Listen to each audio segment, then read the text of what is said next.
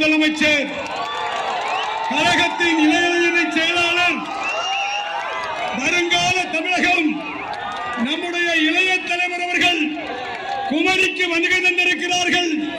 உங்களுடைய வரவேற்புக்கு நம்முடைய இளைய தலைவர் அவர்கள் இப்பொழுது ஒரு வார்த்தை நன்றியினை தெரிவிப்பார்கள்.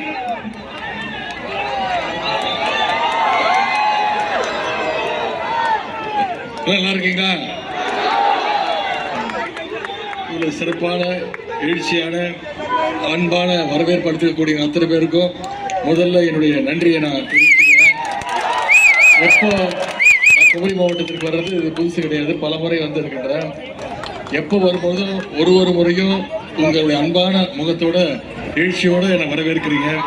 அதற்கு மீண்டும் மீண்டும் என்னுடைய நன்றியை தெரிவித்து இதே எழுச்சியோடு அடுத்த 40-45 நாட்கள் கழகத்துக்கான அந்த பிரச்சார வேலையை செஞ்சு வருகின்ற சட்டமன்ற தேர்தலையும் மீண்டும் நம்முடைய திராவிட முன்னேற்ற கழகம் மிகப்பெரிய வெற்றியை பெற்று நம்முடைய தலைவர் அவர்கள், நம்முடைய முதலமைச்சர்கள் மீண்டும் முதலமைச்சராக பொறுப்பேற்கிறதுக்கு நீங்க அந்த உறுதிமொழியை ஏற்றுக்கொள்ளணும்னு கேட்டுக்கொண்டு இந்த சிறப்பான வரவேற்பை அளித்த நம்முடைய மாவட்ட கழக செயலாளர் அண்ணன் மகேஷ் அவர்களுக்கும்